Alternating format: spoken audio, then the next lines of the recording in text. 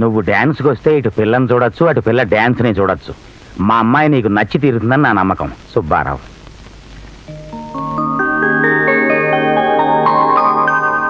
Time అయిపోయిందే, వెంటనే బయలుదేరాలి. అయితే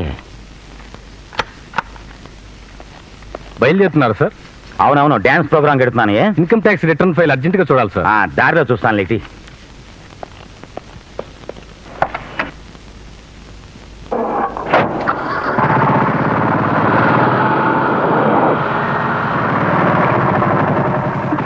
మళ్ళీ కొనుస్తున్నారేమిటి? నన్నేం మాట్లాడించు, ఇంకా నో మాటలు, ఓన్లీ చేతలే.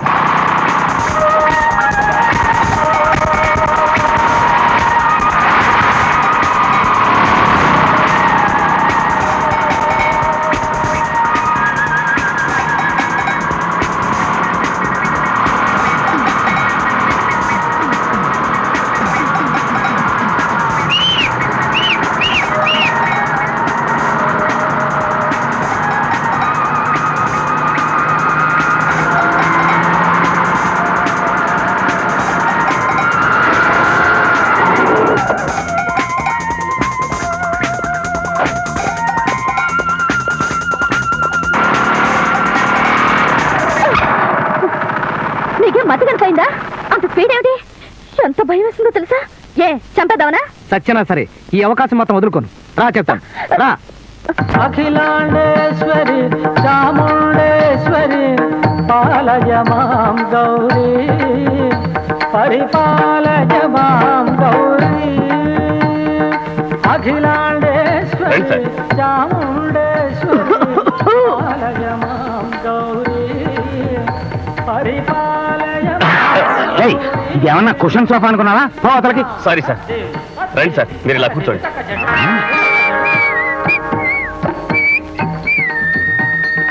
అఖిలాండేశ్వరి చాముండేశ్వరి పాలయ మాం గౌరీ, పరిపాలయ మాం గౌరీ.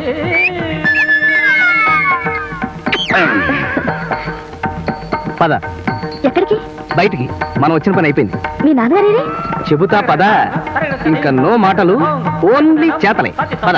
అఖిలాండేశ్వరి అటు. ఓహో, ఇది కదా.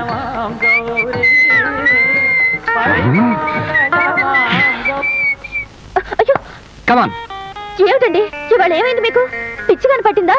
ఎక్స్పెక్ట్ చేశాను గల అడుగుతామని. కమాన్.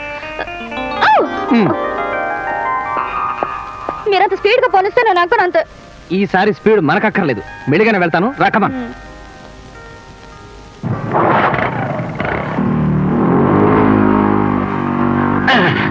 డ్రైవర్, ఆ మోటార్ బైక్ వెనకాలే పోనీ.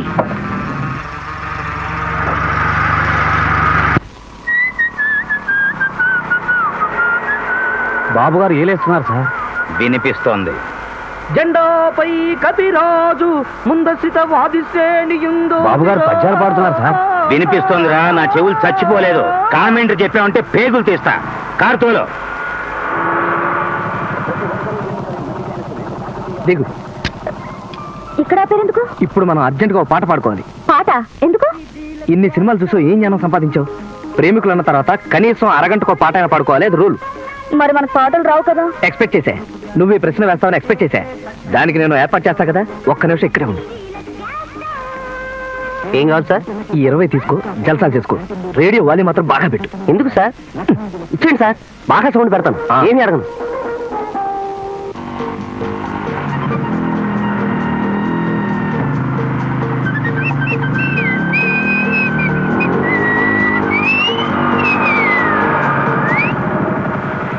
Okay, see you. Bye bye.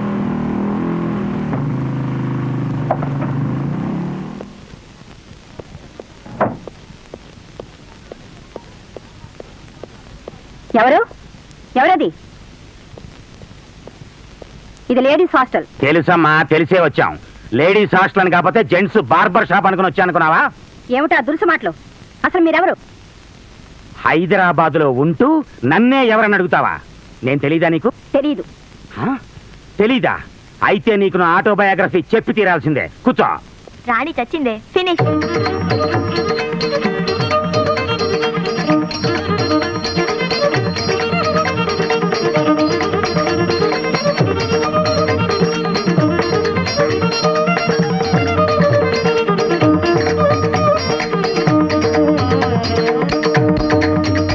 నా ఆటోబయోగ్రఫీలో మొదటి పార్ట్.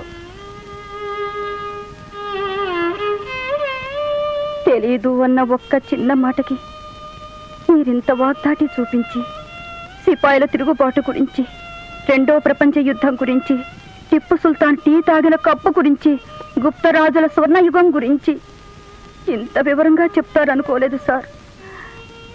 ఏమిటో పిచ్చి పీనుగుని వెర్రిదాన్ని. క్షమించండి. తమరు ఎందుకు వచ్చారో తెలుసుకోవచ్చా? ఆ? ఏం భయపడకమ్మా, నేను అలాంటి వాడిని కాదు. గంట క్రితం ఇటు ఎర్రగోనమ్మా వెళ్ళింది, చూసావమ్మా? చూశాను. పద్మ బిఏ చదువుతుంది. కూర్చోమ్మా, కూర్చో కూర్చో. వాళ్ళది ఏ ఊరు? చెప్తానుండండి. ఇది వరకు బాగానే గుర్తుండేది. ఇప్పుడు మీ ఆటోబయోగ్రఫీ విన్న దగ్గర నుంచి మరుపు వచ్చింది. నిదానంగానే ఆలోచించు వెంకటలక్ష్మి. వెంకటాపురం అండి. వెంకటాపురం? ఆ. ఎవరమ్మాయి? వాళ్ళ నాన్నగారి పేరు లక్ష్మీపతి. లక్ష్మీపతి? వాడా ఆ మలపత్రాష్టుడా? అవును, నేనే లక్ష్మీపతిని. నమస్కారం సార్. నమస్కారం. రండి బాబు, రండి, కూర్చోండి. ఏం కావాలి బాబు? మాది అనంతపురం జిల్లా సార్. మిమ్మల్ని చూడాలని వచ్చాం. అబ్బా, అంత దూరం నుంచి వచ్చారా? సంతోషం. ఏమిటో విశేషం? మీతో ఓ ముఖ్యమైన విషయం మాట్లాడాలి. మాట్లాడతారు సరే, నాకేంటి? ఆహా, నాకేంటని అంటే నాకేంటని మాకు అర్థం కావడం లేదు సార్. ఆ విషయం నేను చెప్తాను బాబు. మీరు అంత దూరం అనంతపురం నుంచి వచ్చారు కాబట్టి మా అయ్యగారి ప్రతిభా విశేషాలు తమకు తెలుసుండవు. ఈ చుట్టుపక్కల 4 జిల్లాల వాళ్ళెవరు ఈ గుమ్మం తొక్కరు. మా అయ్యగారు బోరింగ్ పంపు లాంటి వారు. బోరింగ్ పంపులో ముందు కొంచెం నీళ్లు పోస్తేనే గాని నీటి దార రాదు కదండి. మా అయ్యగారిది అదే పద్ధతి. చేతిలో కొంచెం బరువు పెడితేనే గాని ఎవరితోనూ మాట్లాడరు. అసలు వాడిని చూస్తేనే తెలుస్తుంది కదండి. ఆ మొహం చూడండి. ఆహాహా, ఆహాహా, పరమ బోరింగు మొహం. ఏమిటో మా గోవిందానికి నా మీద ఉండే అభిమానం అటువంటిది. ఆ? ఆ. శుభం. ఇప్పుడు చెప్పండి. మా ఊళ్ళో రామాలయం కడుతున్నామండి. ఆ. తమబోటి మహాదాతల దగ్గర నుంచి తలాకాస్త సందాలు అందుకుని గుడి కట్టాలని తలపెట్టాం. అలాగే మీరు చేసేది దైవ కార్యం. ఓ 25,000 ఇస్తాను, తీసుకెళ్ళండి. ఆ. ఆహాహా, మహానుభావులు, అపరదాన కర్ణులు. అరే గోవిందం, ఓ 25,000 రూపాయలకి చెక్కు రాసి తీసుకురా. ఆ, వెంటనే పని ప్రారంభిస్తారా? వెళ్ళగానే వెంటనే మొదలు పెడతామండి. గుడి ముందు గోడ మీద తమ పేరు పెద్ద పెద్ద అక్షరాలతో చెక్కిస్తామండి. మహద్భాగ్యం.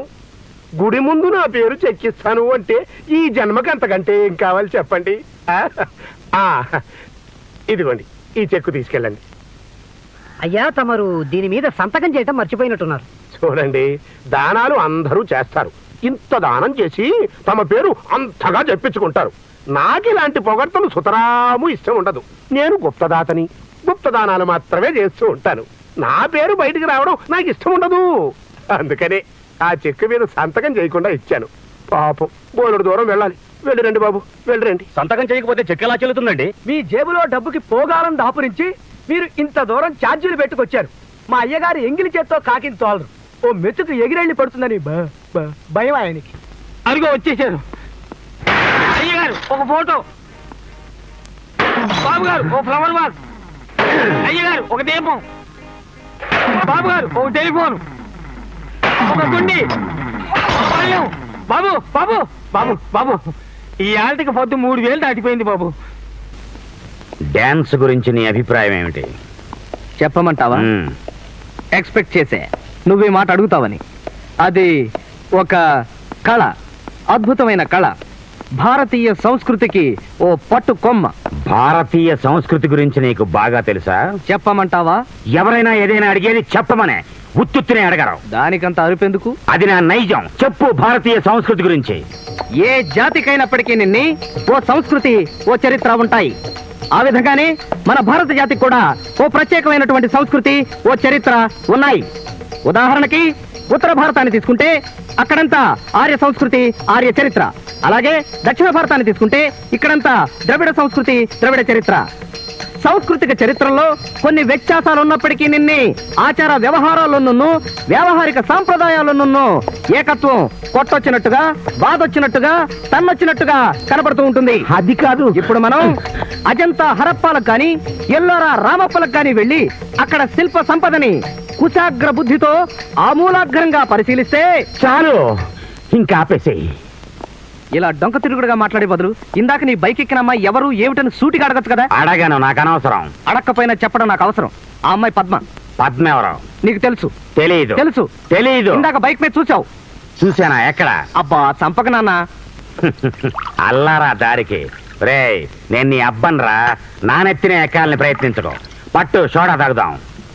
చీర్స్.